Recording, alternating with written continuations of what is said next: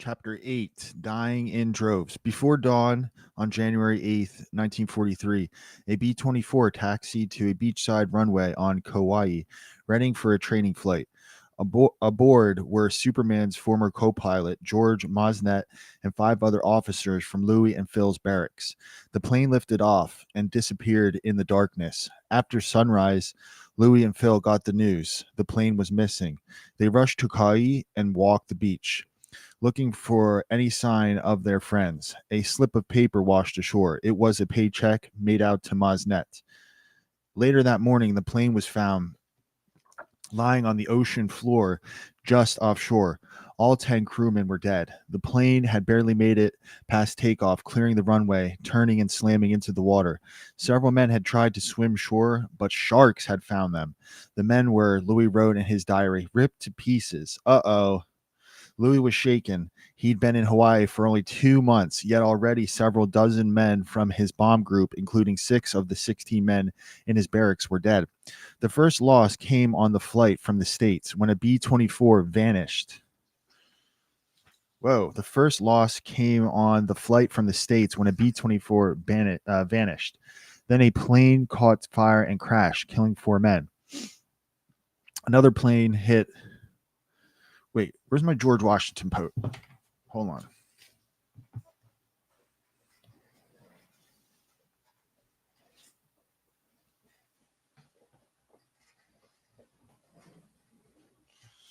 Okay. A bomber crash landed, killing 2. Another exploded in midair. Only 3 men survived, including one whose hand happened to be resting on a parachute when the blast flung him from the plane. A plane photographing Wake was shot down, then Mosnetti's crash. These crashes, only one caused by enemy action, weren't unusual. In World War II, some 36,000 Army Air Force's planes were lost in combat and accidents. The surprise is how many were lost in accidents. In 1943, the region in which Louis served, for every plane lost in combat, some 6 planes were lost in accidents. In the war, almost 36,000 airmen died in non-battle situations, the vast majority in accidental crashes. Often, the culprit was the planes. In January 1943 alone, Louis encountered 10 serious mechanical problems in planes in which he flew, including 2 engine failures and jammed landing gears. Once, Superman's brakes failed on landing. By the time Phil stopped the plane, it was 3 feet short of the runway's end, which abutted the ocean. The tropical weather was another danger. Once, as Phil detoured around a squall, Cuppernell asked if he dare fly into it. I can fly this thing anywhere, Phil said, turning into the storm. It was a near fatal mistake. Superman was swallowed. Wind pivoted sideways, and it began poising, swooping up and down like a swimming dolphin, leaving the men clinging to anything bolted down. They'd been at only 1,000 feet when they entered the storm. Now, with no visibility and the plane pitching wildly, they didn't know where the ocean was. Each time the plane plunged, the men braced for a crash. Oahu had been in sight a moment before, but now they lost all sense of its location. Pillsbury strapped on his parachute. Radio man Harry Brooks saved them. He found a signal from a Hawaiian station and determined the direction from which it was coming. Phil hauled the plane around and followed the signal home. When they landed, he was exhausted, his shirt wringing wet. Runways were another problem. Many islands were so small that coral had to be plowed onto one end to create enough length for an airstrip. Even then, runways were often too short. So many planes shot off Funafuna's runway and into the ocean that ground crews kept the bulldozer equipped with a towing capable parked by the water.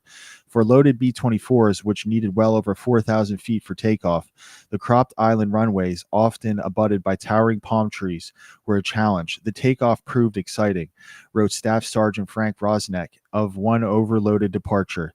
The plane lubbered down the runway for an eternity, and we could see the hard-packed coral through the cracks in Bombay doors. There was a swoosh, and pieces of palm fronds suddenly appeared jammed in the cracks on both sides.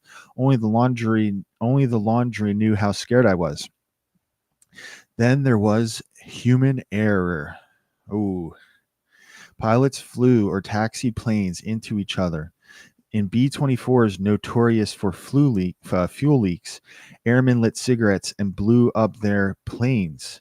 Louis was once asked to fill in on a crew, but feeling sick, he declined. On that flight, the tower warned the pilot of a mountain ahead. The pilot said he saw it, then flew right into it. On another flight, when a bomber flew sharply upward, a falling crewman inadvertently grabbed the life raft release handle. The raft sprang from the roof and wrapped around the plane's tail, barely able to control the plane. The pilot ordered his men to bail out. Somehow he landed and everyone survived. Finally, there was navigation. Employing a crowd of instruments, navigators groped over thousands of miles of ocean toward tiny islands that were blacked out at night and flat to the horizon. Procedures could be comically primitive. To get sextant readings, one navigator had to stand on a table and dangle out of the roof hatch while a crewman held his legs so he wouldn't be sucked out. Given how difficult the navigation was, it's amazing any crews found their destinations. Many didn't. The risks of flying were compounded in combat as planes faced enemy fighters and anti-aircraft fire. Bunching together to fend off fighters and hit narrow target islands, planes collided, fired on each other, and worse. In one incident, as three B-24s flew together through a canyon under fire, two of them bumped. The collision sent Lieutenant Robert Strong's bomber under the plane. He bumped just as the plane dropped a giant mine. The mine crashed into Strong's plane, tearing an 18-square-foot hole in the fuselage, cutting the plane nearly in two. Impossibly, Strong flew the plane 800 miles home as a gaping crack advanced up on the fuselage and the tail flapped behind. Later, when a pilot pulled on the plane's tail, it nearly came off in his hand. These combat risks created grim statistics. In World War II, 52,000 airmen were killed in action. A Pacific bomber crewman's tour of duty was just 40 missions. His chances of getting killed before he fulfilled it were 50%. Stricken Pacific bombers usually came down on water.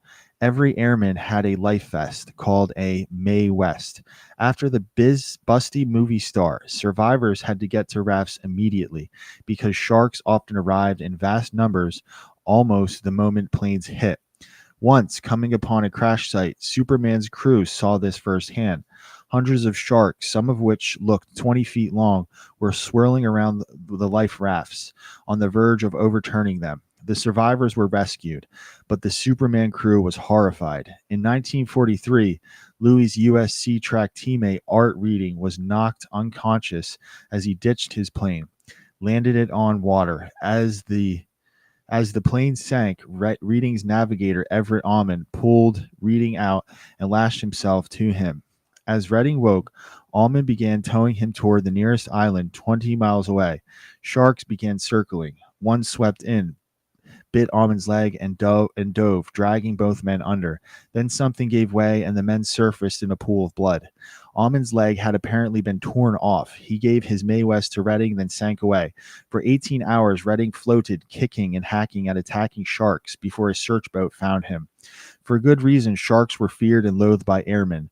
On one island, it was a popular pastime to lure them to jetties with bait tied to long sticks and lob grenades into their mouths. When the sharks snatched the bait, the men would watch them blow up. Well, that isn't very nice to the sharks. My goodness. Well, geesh. Okay. So 4 downed men. The odds of rescue were very poor. Many crews went down without sending a distress call, so rescuers had no idea where they'd crashed. Often, the military didn't even learn planes were missing until they failed to land at their destinations, sometimes as long as 16 hours after the crash. To make things worse, life rafts could drift dozens of miles a day. Because of this, search areas often extended over thousands of square miles. If searchers did fly near a raft, they likely wouldn't see it. Those search planes generally flew at just 1,000 feet. Even from that height, rafts could be mistaken for white caps.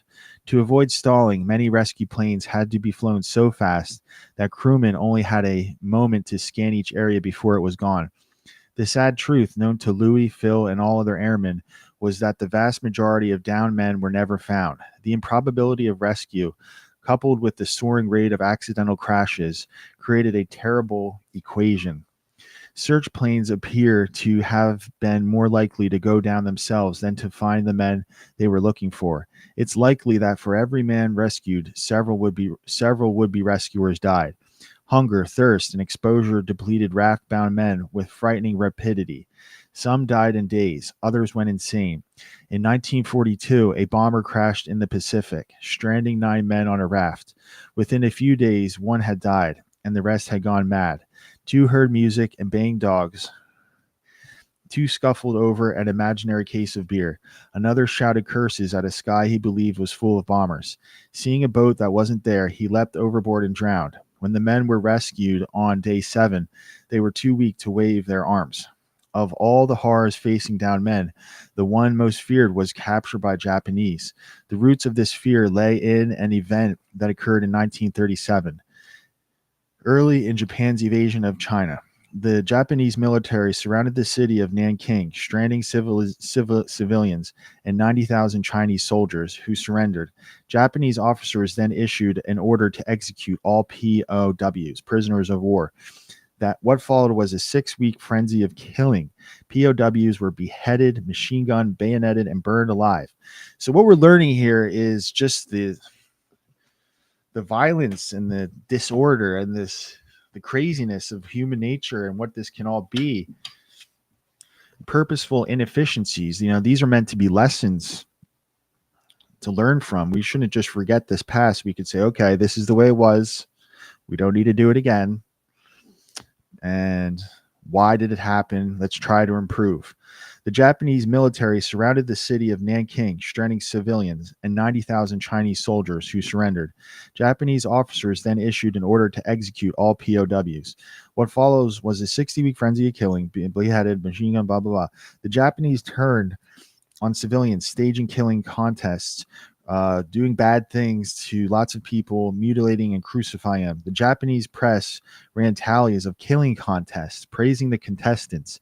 Historians estimate that the Japanese murdered between 200,000 and 430,000 Chinese, including the 90,000 POWs. They definitely didn't trust God, it seems. They trusted feeding their bodies or whatever. So in what became known as the bad thing of Nanking, every airman knew about Nanking, and since then, Japan had reinforced the precedent.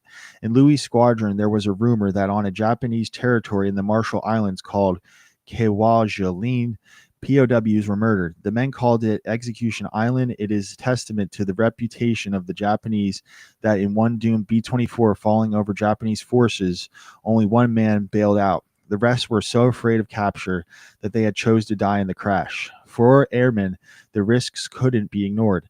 The dead were their roommates, their friends, the crew flying off their wing 10 seconds ago. Men didn't die one by one. A quarter of a barracks perished at once. There were rarely funerals, for there were rarely bodies. Airmen didn't speak of death, but privately many were tormented by fear. Before Louis had left the States, he'd been issued a Bible. He tried reading it to soothe his anxiety, but it made no sense to him. He often let Phil sprawl on his bed, penning love letters to Cece as he ran off his worries on the mile course he'd measured around the runway. He also tried to prepare for every contingency, even taking an elderly Hawaiian seminar on fending off sharks. Open eyes wide, bare teeth, bop, shark in nose. Phil carried 2 good luck charms. One was a bracelet Cece had given him, believing it protected him. He wouldn't fly without it. The other was a silver dollar. When he finally ran away with Cece, he said he'd use it to tip the bellboy. When I do get home, he wrote to her, I'm going to hide with you when no one will find us.